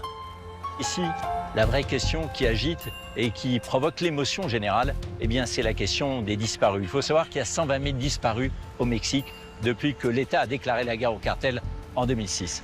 Alors, ces milliers de disparus, eh bien, on a décidé de leur consacrer un mur sur cette place à Guadalajara. Nous allons suivre l'activité d'une association tout à fait extraordinaire. Ce sont parfois des familles de disparus qui se sont mobilisées pour retrouver les corps, pour les identifier et pour que les familles puissent faire leur deuil. On les appelle les guerriers chercheurs. Il y a un an, ces guerreros buscadores ont fait une découverte macabre qui a fait la une de toute la presse mexicaine pendant des jours. Un ranch à 30 km de Guadalajara, ils y ont trouvé des centaines de vêtements, d'objets, et ce qui pourrait être aussi des restes humains calcinés. Les guerreros ont qualifié ce site de centre d'extermination. Le parquet mexicain lui parle de camp d'entraînement. On sait aujourd'hui que le cartel recrutait de force et que ceux qui refusaient de travailler pour lui étaient tout simplement assassinés. Il existerait plus d'une dizaine d'autres sites comme celui-ci au Mexique. En périphérie de la ville, ce petit groupe se retrouve tous les mardis et tous les dimanches. Raúl Servin est un pilier de cette équipe de bénévoles. Hola, hola Raúl. Bonjour, enchanté. Il y a 8 ans, le malheur s'est abattu sur sa famille. J'ai un fils qui a disparu. Un fils, c'était quand? Ça fera 8 ans en avril. 8 ans. Et c'est pour ça que je viens ici, pour chercher. Et quel âge a votre fils? Aujourd'hui, il a 27 ans. 27 ans. À l'époque, quand ils l'ont enlevé, il en avait 20. Son fils a disparu alors qu'il défendait un ami, menacé par un homme armé. Depuis, Raúl le cherche. J'imagine que c'est très dur. Tellement. Chaque matin, mon cœur se serre en pensant qu'un jour de plus s'est écoulé et que j'ignore toujours où il est. On est là et qu'est-ce qu'on va faire maintenant? Notre but, c'est de trouver les personnes qui ont disparu. Ce père de famille était vendeur dans une boutique de bricolage. Il a démissionné pour devenir serveur, travailler le soir et pouvoir consacrer ses journées à la recherche de son fils. Ce dimanche, il a décidé d'emmener le groupe dans une banlieue du sud de la ville. Et pourquoi allons-nous là-bas? Nous avons reçu un message anonyme. La personne nous a dit qu'il y aurait un corps enterré dans un patio, dans un immeuble habité. Alors on vous suit. On suit, c'est ça? On va te suivre, Raoul. Le collectif reproche aux autorités de ne pas se préoccuper assez des disparus et de bâcler les fouilles. On va voir où est l'entrée. On va faire le tour. L'État ne subventionne pas ces recherches. J'en ai pris d'autres aussi. Qu'est-ce que je prends? Prends la tige. La tige. Et prends aussi l'autre pelle, la noire. D'accord. Ils sont une dizaine de bénévoles aujourd'hui pour fouiller le patio de cet immeuble. L'ambiance est lourde. Selon leurs informations, c'est un très jeune garçon qui pourrait être enterré ici depuis 2 ans. La nouvelle étape du chemin de croix des Buscaderos Guerreros, c'est venir ici, dans cette maison désaffectée abandonnée. Et là, sous ce tas d'immondices, il y aurait le corps d'un jeune garçon de 13 ans. La plupart d'entre eux comptent des disparus dans leur famille. Attention, je vais sortir les décombres. Certains sont commerçants, serveurs ou femmes de ménage. Ils cherchent souvent des fils, parfois des frères ou des maris, plus rarement des femmes. Vous avez un disparu dans votre famille? Lui, c'est mon fils. Votre fils? Mon fils, il a disparu il y a 4 ans, 1 mois et 4 jours.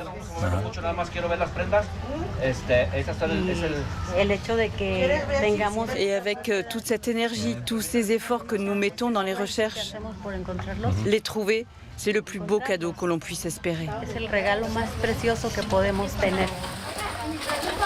Souvent, ce sont des signalements d'anonymes qui permettent de localiser les corps.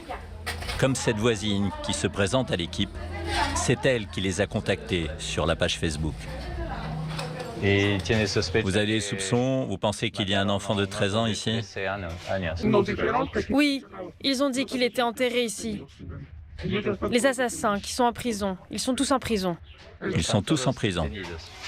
Oui, ils étaient 3 ou 4. Et depuis quand, vous le savez? Depuis 15 jours. 15 jours, et vous vous êtes décidé à faire la dénonciation? Oui, j'ai parlé avec la dame du groupe au téléphone. Je lui ai tout raconté. Elle m'a dit qu'ils allaient venir faire des recherches. Mais je ne suis pas sûre. Quand tout à coup, on nous fait signe. Apparemment, ils ont trouvé quelque chose. Je pense qu'il faut aller jusque là. Oui, moi aussi. Et par ici. Il faut creuser ici aussi. Je vais creuser encore. Les eaux vont apparaître. À quelques centimètres de profondeur. Regardez. Voilà, c'est la personne enterrée ici. Je ne sais pas depuis combien de temps. Il ne reste que des os et ça se dégrade. Il n'y a qu'à espérer que ce soit bien l'enfant dont on nous a parlé. Ce sera à l'Institut médico-légal de le déterminer. Donc vous laissez tout en état et vous prévenez le parquet? Oui, on appelle le 911 pour que la police vienne.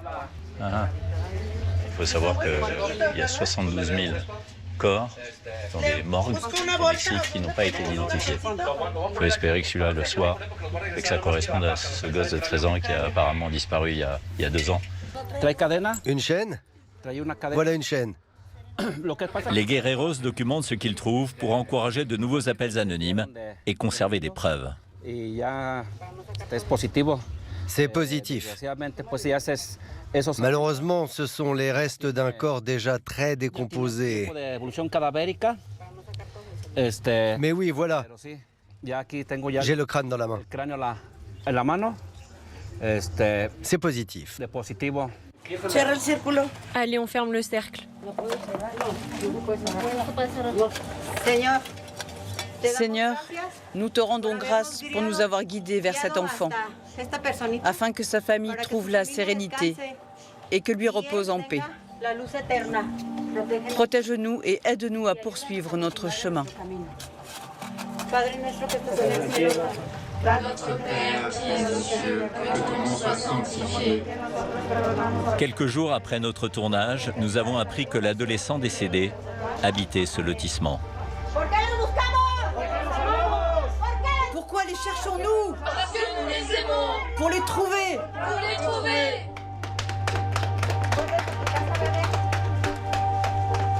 Pour les guerriers chercheurs, la douleur se mêle à la colère. Comment l'être humain peut-il être si mauvais? Où est passé cet amour qu'on nous apprend quand on est petit? Mais vous continuez d'espérer? Oui, mais c'est vraiment horrible. On se sent tellement impuissant. On dirait que l'homme n'a pas de limite. Ce n'est qu'un enfant. Quel mal aurait-il pu faire? C'est un adolescent. Je n'arrête pas de penser que cela aurait pu arriver à mes petits-enfants. Ça me brise le cœur.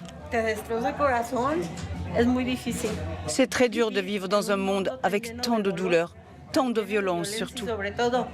Dans ce pays recouvert de sang, c'est le mot. L'État de Jalisco est un cimetière. Mais les enfants, non. Pourquoi est-ce si important pour les familles de retrouver le corps? Bien sûr, c'est très important pour chacune des familles dans cette situation. Mais retrouver notre proche, ça nous apportera enfin la paix. Les guerreros buscadores continuent de réclamer des recherches officielles plus rigoureuses. Ils prévoient de manifester en juin, sous les yeux du monde entier. 4 matchs du mondial de football se dérouleront à Guadalajara. C'est la fin de cette émission, vous pouvez la voir ou la revoir sur M6+, et rendez-vous la semaine prochaine pour un nouveau document d'enquête exclusive. Dimanche prochain, dans Enquête exclusive, plongez dans le monde fermé des jets privés, symbole de l'ultraluxe. Ma copine me dit qu'elle ne connaît pas les îles Fidji. Alors je veux un vol pour aller là-bas. Les compagnies commerciales n'ont pas ce niveau de service et de nourriture sur un vol de 40 minutes. Même en business ou en première classe. Pour une clientèle de milliardaires et d'hommes d'affaires, le jet, c'est un outil de travail et de loisir. Ce n'est pas seulement une question de luxe, de champagne ou de caviar. C'est une question d'efficacité. Un privilège remis en cause par les militants écologistes. La crise climatique est une menace pour la vie. Les milliardaires ne sont pas intouchables. Taylor Swift, Elon Musk ou encore Bernard Arnault voient leur moindre déplacement en jet traqué. Le 18, il a fait New York, Los Angeles. Le 19, il a fait Los Angeles, Paris. On s'est rendu compte qu'en un mois, le jet émettait autant qu'un Français en 17 ans. Les vendeurs de jets contre-argumentent. Si vous regardez bien, les vaches par exemple, c'est 17% des problèmes mondiaux. Et tous les jets privés du monde, c'est 0,04%. Mais en plus de la pollution, il y a le bruit. Et pour 2 passagers, on emmerde chaque fois 58 personnes. C'est ça qui est terrible. Enquête sur un marché aussi lucratif que contesté. Jet privé, un privilège de milliardaire. C'est la semaine prochaine à 23h dans Enquête exclusive. Cette émission a été préparée avec Marie-Claire Polo, réalisation plateau Jean-Pierre Guirez, rédaction en chef d'Enquête exclusive Christophe Brûlé, Maude Brunel et Sophie Caranta, production Anne Conézil. Un nouvel épisode d'Arnaqueland, le pays où l'on peut arnaquer en toute impunité. Ils ont pris nos 220 000 € et puis ciao bye. C'est de l'escroquerie de haute volée. Ils montent des sociétés, ils massacrent les maisons et se paient des voitures de luxe avec votre argent. On voyait des billets tomber de ses poches, quoi. Une grande société construit des maisons qui menacent de s'effondrer. C'est une maison dangereuse. Vous imaginez, vous avez un enfant qui tombe ici. Ils présentent de faux documents pour vous faire croire que vous avez le droit à la prime d'État. On a mis toutes les économies dedans. C'est une catastrophe. Arnaque, c'est mardi à 21h10 sur M6. Qui d'autre que Jamel pour présenter les King Tortilla de Burger King. Des galettes toastées tellement pratiques que pour les manger, il suffit d'une seule main. Quoi? Qu'est-ce que t'as dit là? J'ai dit, il suffit d'une seule main. Ah, c'est pour ça que vous m'avez fait venir, bande de Burger King. Ta gueule.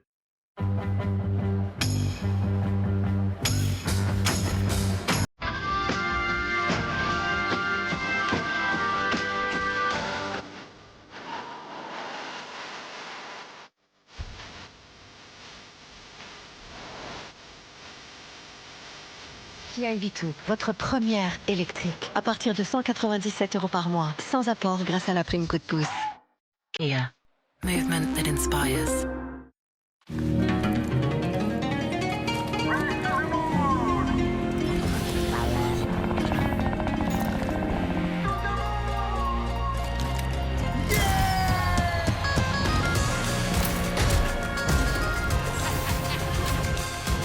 Winamax, le plus important, c'est de gagner. Salut l'artiste. Tu me mets un gros poulaga. C'est-à-dire? Je le prends bien mûr. On va pas le manger à la Saint-Glinglin. Ça chatouille le blaze? Ah, ça te remonte dans la truffe, hein? Mets-moi 3 dorades, bien comac. Ah, je voulais vide? Non, te casse pas la nénette. Vous m'avez déballé toute la carte postale. Je prends tout. Mino, je suis là. Bonjour. J'espère que j'ai rien oublié dans les commissions parce que tu sais, je grignote un peu de la cafetière. De la quoi? Oui, la tête. De la cafetière.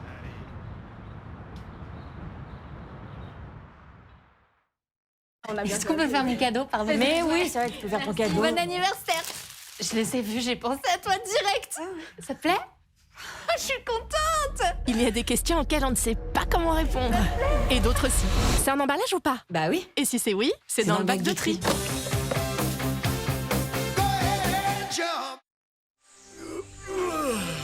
Au commencement, il y avait des fruits. Et Oasis créa l'Oasis Tropical. Oasis de goût original.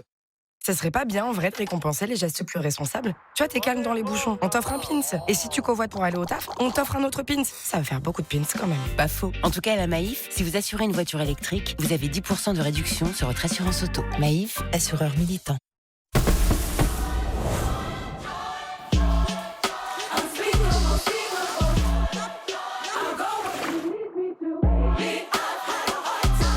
Façonné au cœur des Alpes. Evian, live young. Un dessert Alsa, c'est le plaisir de créer et de délicieux moments à partager. Alsa, faire un dessert, c'est donner de l'amour. Et pour tous les gourmands, rien de plus simple que ces bons cookies aux pépites de chocolat.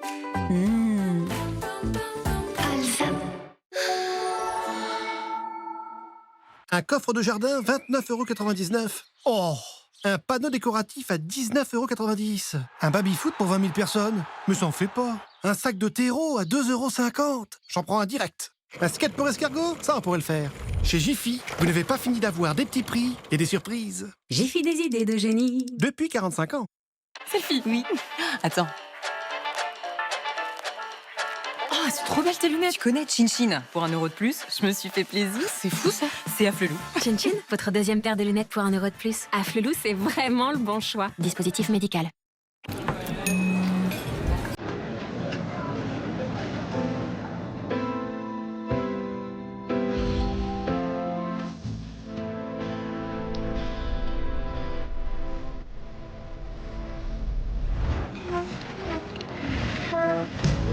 Zéro frais à l'étranger sur tous vos paiements et retraits.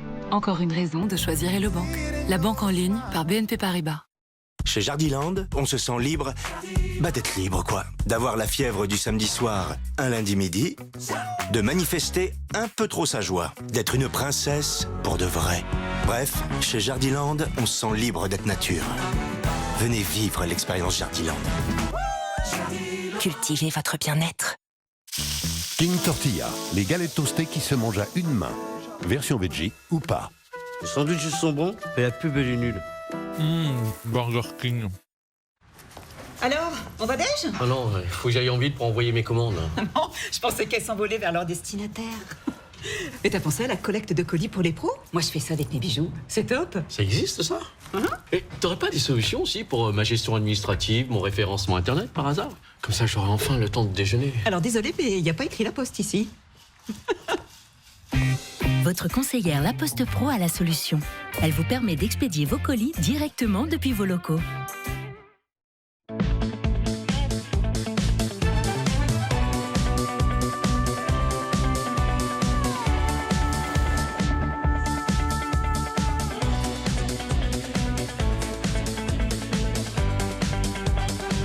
Réduit en sucre, toujours bio et toujours bon. Quand j'ai commencé à danser, ça ressemblait à ça. J'espère que t'as des chaussures confortables. Ça va être long. Alors j'ai enfilé mes Skechers Sleeping Cozy Fit et c'est parti. Plus besoin de se baisser. Elles sont si confortables, je peux m'entraîner des heures. Et si les Skechers Sleeping. Pour réduire votre empreinte carbone, il faut intensifier la mobilité électrifiée au sein du système énergétique en mutation.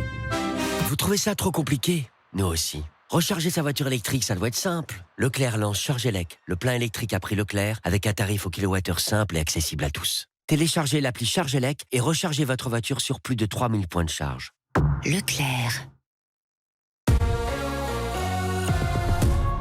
J-60, avant le début de la Coupe du Monde de la FIFA 2026. M6, diffuseur officiel en exclusivité en clair. La compétition se durcit dans Top Chef. Les candidats vont affronter 2 grands pâtissiers sur leur propre terrain. Histoire que ce soit pas trop facile, quoi. Jeffrey Cagne, virtuose des desserts classiques revisités, n'aura aucune pitié. Vous savez que je vais vous éclater ou pas? On va voir qui rira le dernier. Pas nous, je pense, à la fin. Après, les pâtisses, enfin, attention, il n'y a pas que drôle. T'es sûr que t'as pas confondu le sel et le sucre? Non. Quoi? Un nouvel adversaire mystère entre en scène pour mettre un peu de sel dans la compétition. Et quand ils découvriront de qui il s'agit, le choc sera énorme. Wow. Ça va être très très chaud honnêtement, un truc de dingue. Top Chef, mercredi à 21h10 sur M6 et en streaming sur M6+. Ah, la Dolce Vita. C'est l'art de cuisiner des ingrédients simples, avec générosité. Vivez la Dolce Vita dans Top Chef avec Albani. Jorik, t'es prêt? Ça va commencer. Ok, j'arrive, je prends une seconde. Des repas pleins de saveurs. Retrouvez Top Chef avec Schweppes Agrumes.